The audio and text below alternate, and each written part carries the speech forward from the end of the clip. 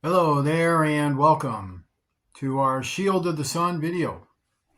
Now in this video what I'm going to do is talk about Satanists of New Mexico. So I figured this video would help people to understand the nature of true Satanism in our world today, in our present age today, and right here in the United States of America.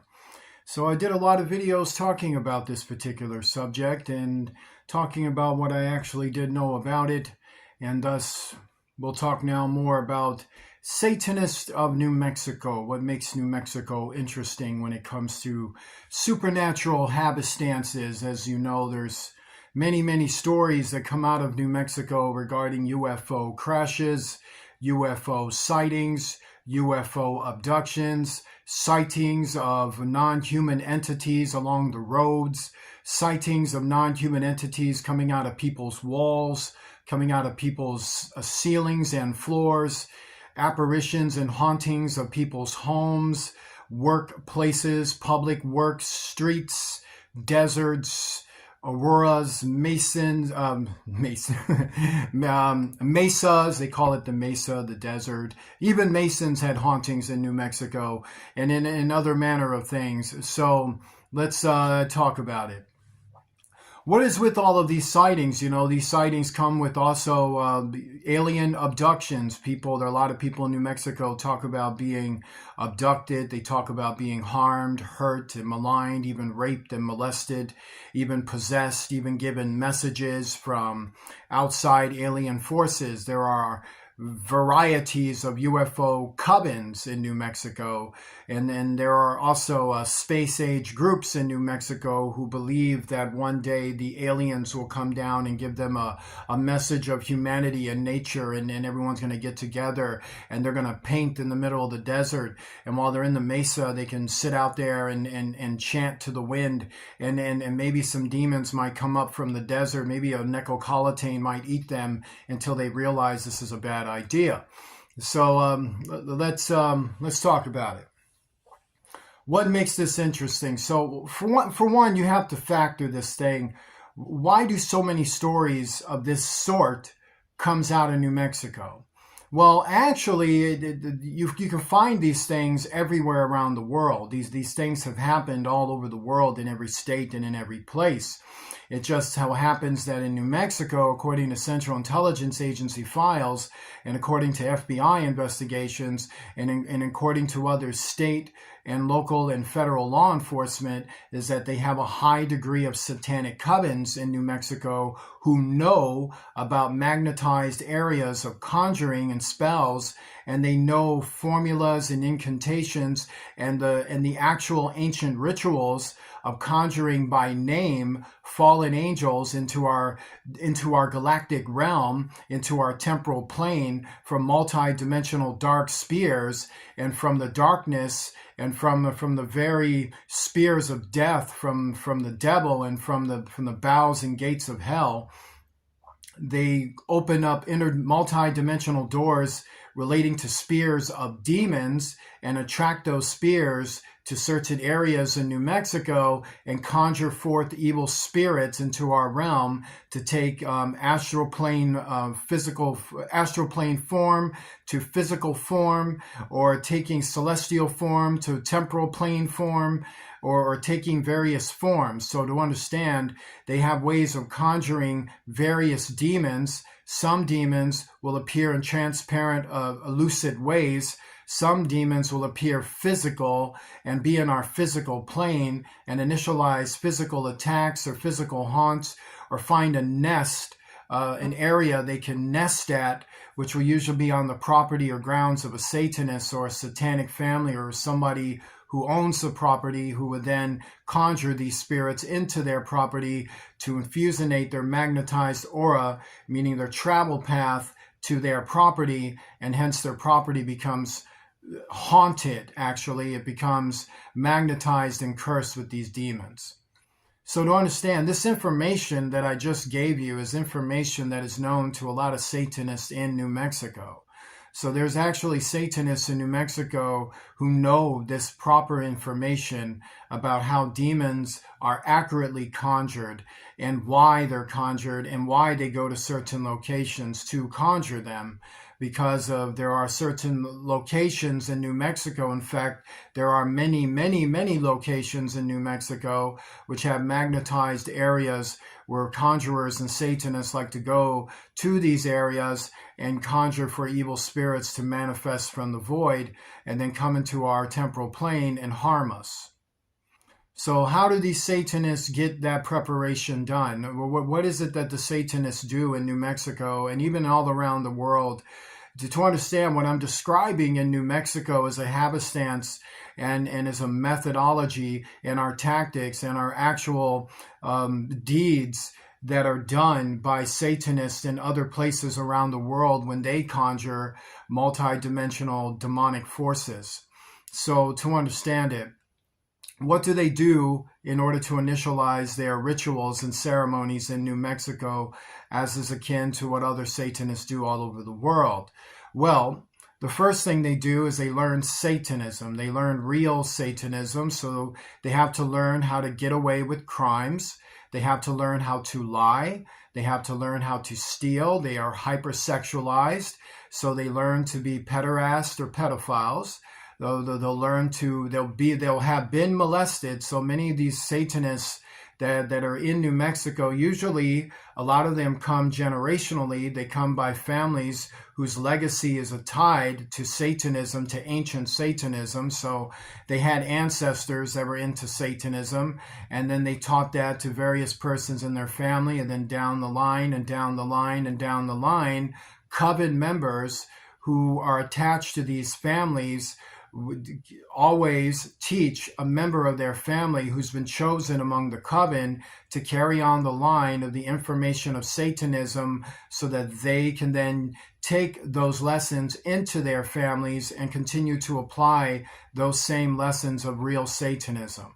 So to understand, the Satanists of New Mexico are risen out of households in New Mexico, and not everybody in the household is aware that they have a Satanist in their family because of the way Satanism is structured in our world, that the members keep their identities a secret.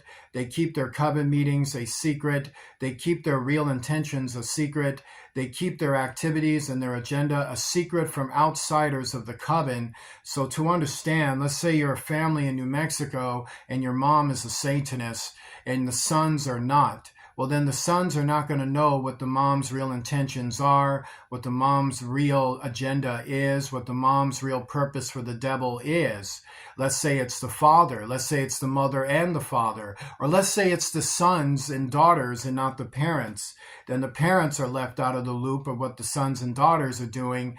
They're being coached by other persons and usually other members of the family within the coven, who will then teach other coven members related to them or non-related to them the activities for which the coven is all blood bound to participate in. And this blood bound is from the rituals and ceremonies they do among each other. So therefore, in a New Mexico household, if there's a Satanist in those households, usually 1, 2, or 3 are not going to tell the others who they are.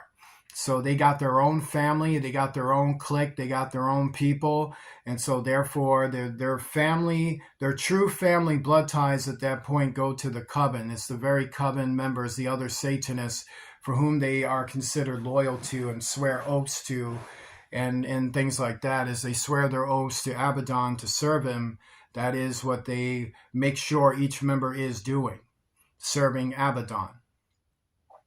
And thus, they have a hierarchy to their satanic dealings.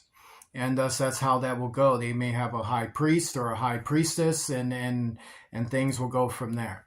So now what these Satanists seek to do is that they are going to now learn about Satanism. So they go through all the trials of that, how much pain they can take, how much destruction they can wreak, how much robbery they can engage in, how much murder they can engage in, and what they're rated on is how well they can get away with it. How well are they adept at lying, how well they are adept at deceiving, how well they are adept at doing that. So once that's all settled, they also learn how to engage in human sacrifices. So what happens here is that a lot of the Satanists in New Mexico have breeders, and these breeders are willing to hand over babies. and these babies are killed in very secret locations. To understand, it's secret. It's very secret to you because you don't know anything about it because you're normal. But to the Satanists, they know of it. To federal law enforcement, they know about it. Federal officers and state officers and local officers will know about what the Satanists are into. They will know that Satanists engage in satanic sacrifices in various areas of the Mesa and in various gullies of the Mesa and in very secret locations and caverns that are underneath the Mesa. And they will know there. They will know about the bridge areas. They will know about homes designated for that, property and lands designated for that, designated by the Satanists. No one else knows. They'll drive past it. It doesn't look like anything. They won't notice there's a hole over there where people go into a hole from another room from a home that is adjacent to the property, and then they'll go through that home and then go down into a cavern, have a satanic ritual, and then come out that hole running and screaming. They won't know about the Satanists and the gangs, that not every gang hit is about gang banging politics or the nature of their existence or organization, their criminal organization, but rather it's about something totally different. Like a gang leader might want you to shoot somebody specifically because he is a Satanist and he wants to have a satanic ritual hit. So now he's telling his homeboy to shoot this other homeboy because of gang issues, but actually it's because of Satanism, and his homeboy's got to go do that. Otherwise he's considered a lame. He won't get the girls. Nobody will respect him. They won't say hi to him when he's driving past or walking around. They'll pretend like he doesn't exist. So homeboy better go shoot homeboy so that other homeboys will hug him. So that's what goes on. So to understand, they learn to engage in satanic hits. They will kill babies. They will kill their own. So to understand, another way they do it is they kill household members. So there are household members that don't know about them. Usually they don't last very long. So what will happen with them is that, let's say they're few in numbers in the household. So if there's more people in the household that are non-Satanists and you got a few, and then those people in the household are going to have the weight of the home. But if the home is being ruled or run or controlled by Satanists, rather psychologically, rather physically, or rather spiritually, or rather all three, then what they'll notice is household members start to die. They end up homeless, strangely enough. They're just kicked out of nowhere, or they end up getting beat up a lot. They end up physically assaulted and attacked, or they end up getting robbed out of nowhere, destroyed out of nowhere. Just bad, unfortunate events just happen to them until they're eventually murdered. Or another way is they just disappear outright. Is that one minute they were there, the next minute he moved, you don't know where he or she went, and now they're dead. And maybe they find bones of their body 10, 20 years later, and they can identify, yeah, this person used to live over there, and now they're dead. What happened to them? And they'll notice that parts of their bones have gnawing teeth marks because people were eating their flesh. So to understand it, this type of Satanism that goes on in New Mexico is very bloody and it's very real. The Satanists are also involved in human trafficking. This is another way they receive victims too. So not all victims come by way of breeders. Some are actually bought out of cages that are held human victims. There are adults in these cages. There are men in these cages. There are women in these cages. There are preteens in these cages, children in these cages, teenagers in these cages. And these persons come from various households that have been taken over by Satanism, or they were kidnapped from other households, or they were kidnapped from other clique groups, or they were kidnapped from other gang situations or drug situations, or just they were walking down the street various ways. They were able to entrap them, grab them. Another thing that goes on in New Mexico is this human slavery thing that goes on. So in New Mexico, the laws of consent are very, very, well, they hardly ever, they do exist, but no one pays attention to it.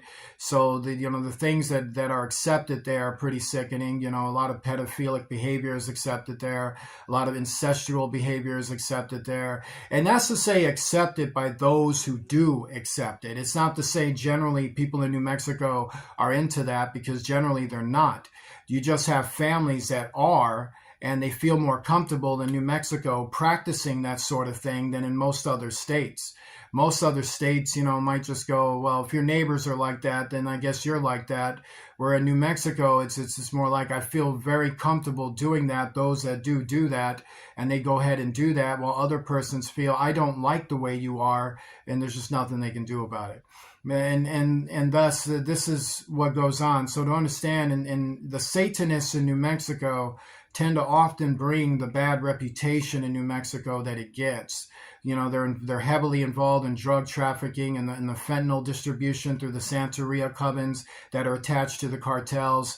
Now, a lot of cartels that engage in drug dealing, murder for hire, and political corruption and money laundering and so many other terrible things, owning front businesses so they can launder their money from criminal businesses. They can own entire blocks and areas.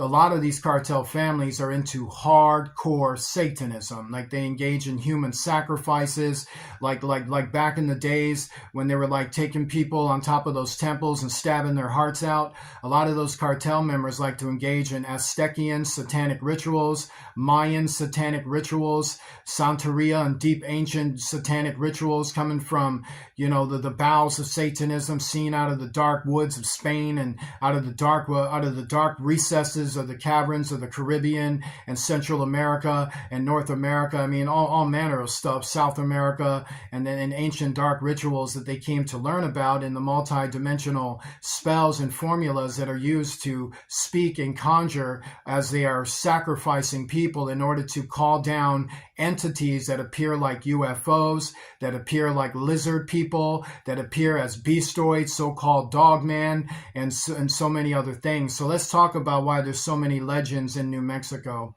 So as I've stated, the type of demons that are conjured in New Mexico through bloody ways look like UFOs. They look like the dog man. They look like the lizard man. They look like La Rona. They look like all of that. But to understand, they're all fallen angels, demons. They are the forces of Satan.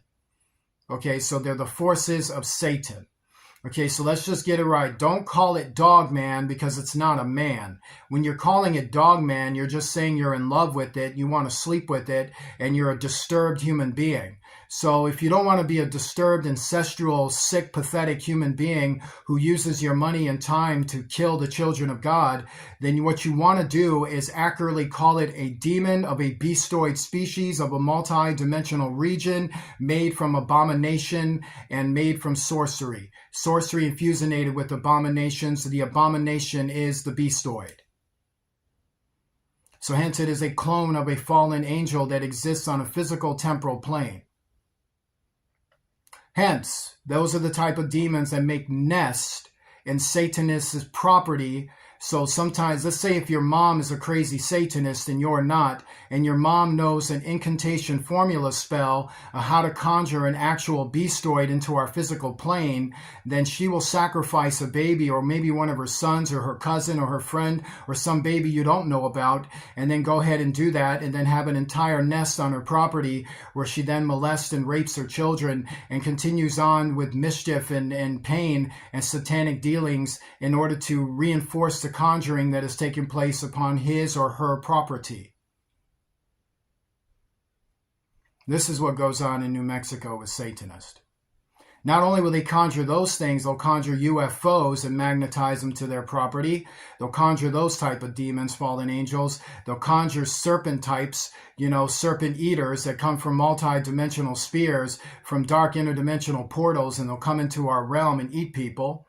Even possess people. We got these people that are possessed by multi-dimensional demons who turn into various beastoid forms, and this is after they've devoured human flesh, cannibalized, and drank human blood, which is all forbidden in the Bible, and it tells you exactly in the Bible what will happen to you if you engage in those activities. What describes in the Bible are all the things that just described in this video is what will happen to people or with people, or the things that will happen with people, or to other people, or to your environment when this sort of Satanism is active in your realm. Hence, that is the type of Satanism that goes on in New Mexico. Join me in a prayer. Our Father, who art in heaven, hallowed be thy name. Thy kingdom come, thy will be done, on earth as it is in heaven. Give us this day our daily bread. Forgive us of our debts, as we forgive those who are our debtors. Lead us not into temptation. Deliver us from evil, for thou art with us. For thine is the kingdom, power, and glory forever and ever. In the name of Jesus Christ, the King of heaven. Amen. Like to donate to Shield of the Sun, please do so using Cash App, the $ Shield of the Sun, spelled in small case letters closed together, or send something in the mail at Michael Jimenez, 305, capital E, East John Street, Apartment 8, Knox, Indiana, 43665. And thus, please remember to be generous. In Jesus Christ's name, amen.